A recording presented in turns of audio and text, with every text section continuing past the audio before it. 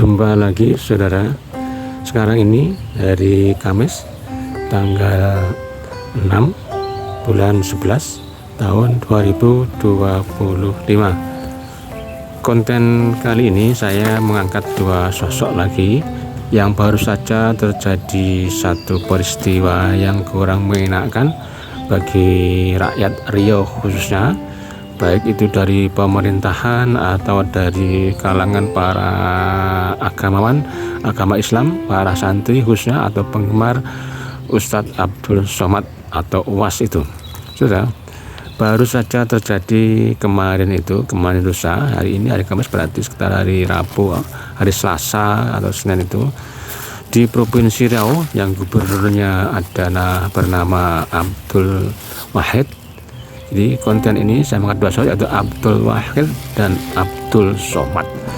Abdul Wahid menjadi gubernur Provinsi Riau, kemudian Abdul Somad menjadi penceramah kondang yang berasal dari Provinsi Riau. Kedua-duanya mempunyai banyak persamaan, sama-sama mempunyai nama Abdul, satu Abdul Wahid, yang satu Abdul Somad. Dua-duanya sama mempunyai pendidikan atau background latar belakang pendidikan agama Islam. Sama-sama mungkin pernah menjadi santri dan sama-sama pernah kuliah di perguruan tinggi agama Islam. Namun duanya dalam karir tapak hidupnya atau perjalanan karir hidupnya sedikit berbeda. Abdul Wahid menjadi orang pemerintahan atau eksekutif, pernah menjadi DPR, pernah menjadi, sekarang ini menjadi gubernur Provinsi Riau. Sedangkan Abdul Somad atau lebih terkenal UAS, Ustadz Abdul Somad itu menapaki karirnya di dunia dakwah atau ceramah, sehingga Ustadz Abdul Somad terlebih terkenal sebagai penceramah kondang dari Provinsi Riau, Sumatera. Saudara, kenapa konten ini saya mengangkat hal seperti itu? Karena ini satu peristiwa tragis yang terjadi di antara mereka berdua.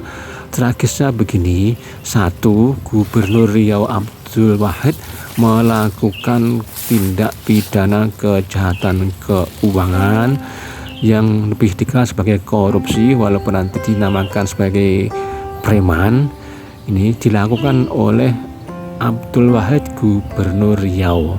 Sedangkan sejawatnya atau koleganya atau entah sahabat karibnya ini, Abdul Somad ini, ketika Abdul Wahid ini ditangkap KPK atau terkena OTT KPK dan dibawa ke Jakarta, tiba-tiba Abdul Somad membuat rilis pernyataan di sebuah video, kanal video. Saya pernah menyaksikan, mendengarkan apa yang disampaikan oleh Abdul Somad.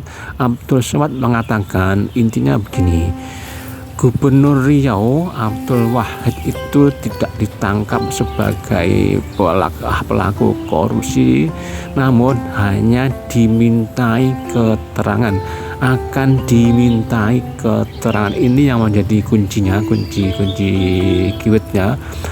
Jadi Abdul Somad pasang badan ini. Nah, jadi konten saya beri judul UAS pasang badan untuk Gubernur Riau.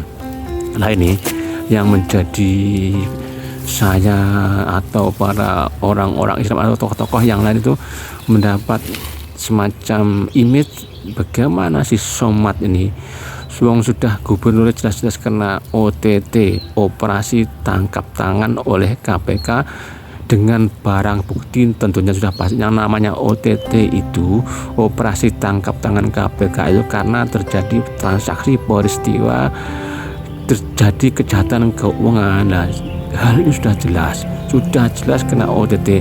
Tiba-tiba si Somad ini muncul dengan videonya mengatakan bahwa Gubernur Riau itu hanya dimintai keterangan. Maknanya Somad membela Abdul Wahid ini sebagai bukan koruptor, tapi sebagai gubernur yang akan dimintai keterangan menjelaskan tentang kasus ini. Maknanya bukan sebagai pelaku. Nah, disinilah Somad tidak memakai akal warasnya, logikanya tidak digunakan.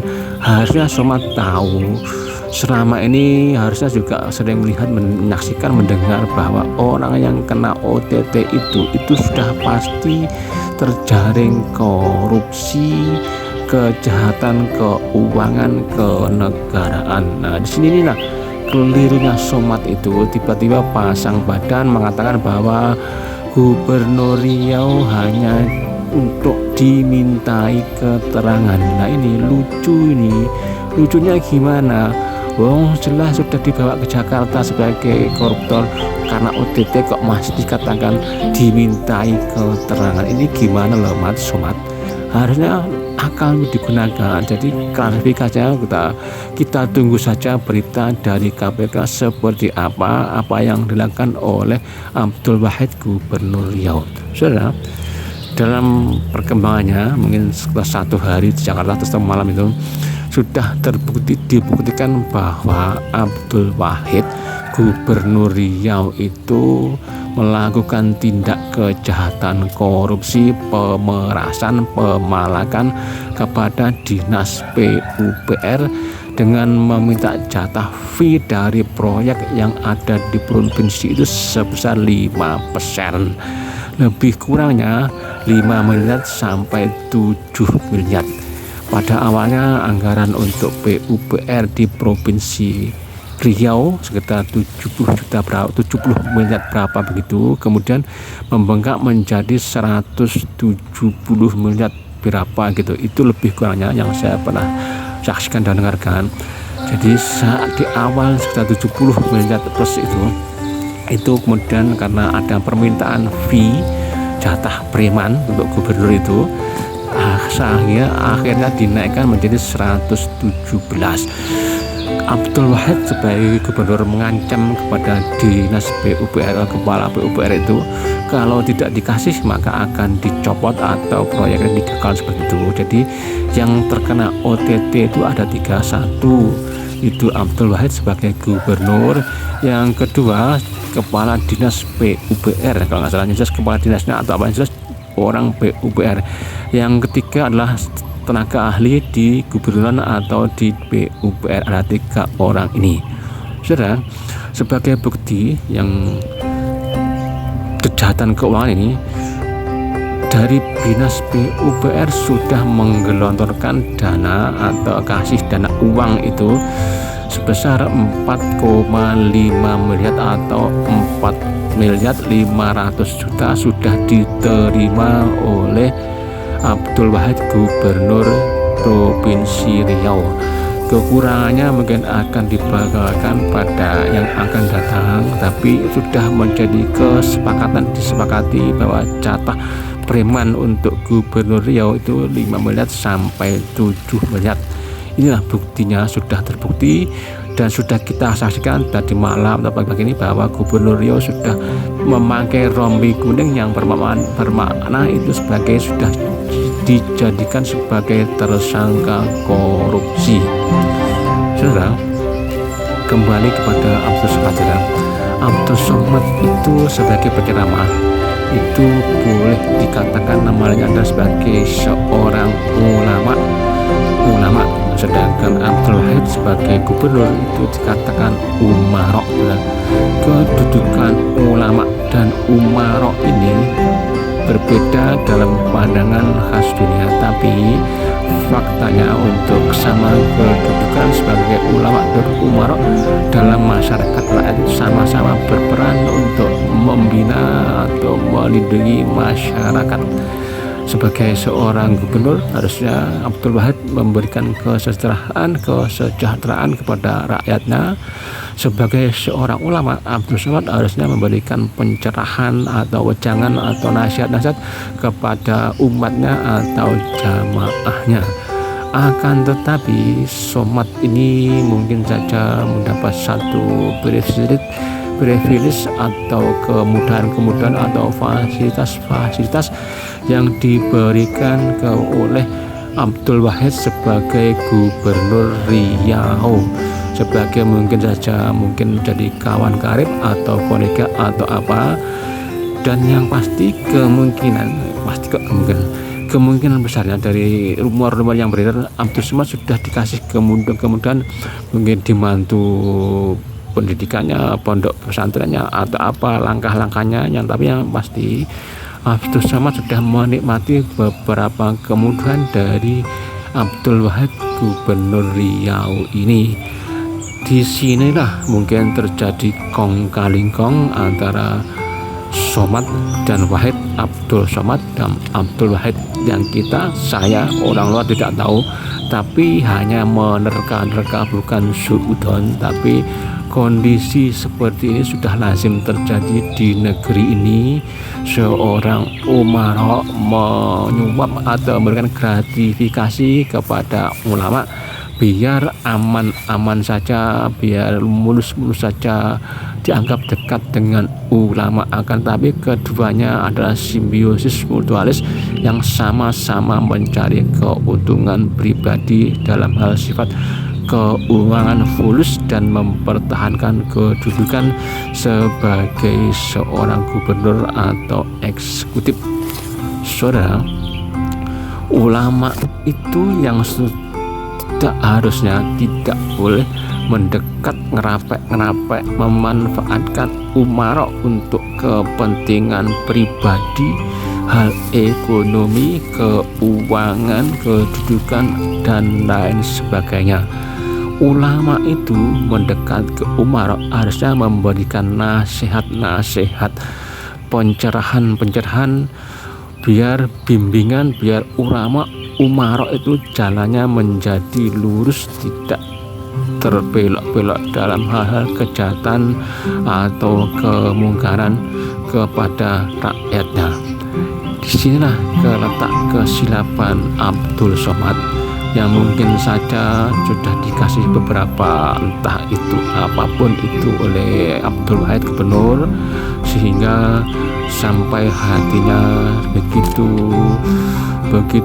kuatnya atau begitu prihatinnya atau begitu kuat atau untuk menutupi si Abdul Wahid dalam hal kejahatan ekonomi korupsi. Saudara, dalam kasus Abdul Wahid ini konon tidak dinamakan korupsi, tapi istilahnya lain adalah jatah preman, karena kode sandinya untuk di Provinsi Riau dari Dinas PUPR ini adalah jatah preman.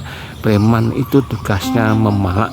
Preman itu dilakukan oleh ormas, oleh orang jalanan, oleh para pelaku-pelaku di tepian di luar, bukan oleh eksekutif yang punya kedudukan dan jabatan. Tapi si Abdul Wahid ini bertindak sebagai preman yang memeras kepada bawahannya dengan mengancam akan dicopot atau akan dimutasi atau bahkan mungkin proyek digagalkan seperti apa. Biar proyeknya mulus, biar orangnya berjalan dengan sesuai harapan, makanya anggaran dibengkakkan dan kemudian meminta jatah atau minta fee atau minta bagian yang sudah ditentukan, yaitu sekitar 5%. Inilah modus-modus sebagai seorang umara kepada rakyatnya atau bawahannya untuk mencari keuntungan finansial fulus, yaitu untuk digunakan pribadi dan bahkan mungkin untuk digunakan mencalonkan menjadi gubernur yang akan datang. Itu kelaziman yang dilakukan oleh para pejabat di negeri ini, melakukan korupsi.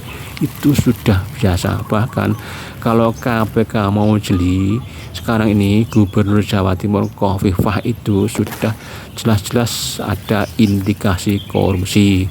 Kemudian Gubernur Sumatera Utara Bobi Nasution, menantu Joko Widodo, itu sudah terindikasi korupsi, tapi KPK masih belum bertindak melakukan penangkapan atau menginterogasi yang mendetail sehingga ditetapkan sebagai tersangka. Mungkin Abdul Wahid ini hanya sebagai lagi apes, tersandung masalah korupsi, harusnya tidak sampai tertangkap. Kalau Abdul Wahid bisa memainkan dengan cantik program pemalakan atau minta jatah fee ini. Nah, yang jadi masalah dia si Somad itu sebagai seorang ulama, intelektual, tokoh masyarakat, harusnya Somad berkata-kata mengklarifikasi dalam hal ini, tidak seakan-akan menutupi atau melindungi kejahatan yang dilakukan oleh Abdul Wahid, Gubernur Riau. Entah apa motifnya Abdul Somad ini.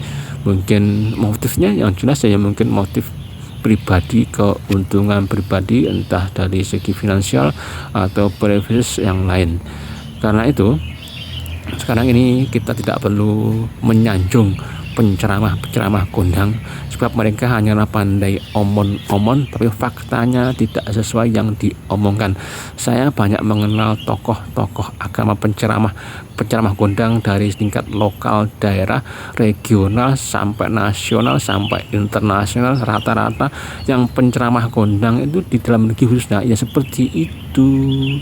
Mereka hanya menjual agama, pengasong agama untuk mendapatkan keuntungan finansial.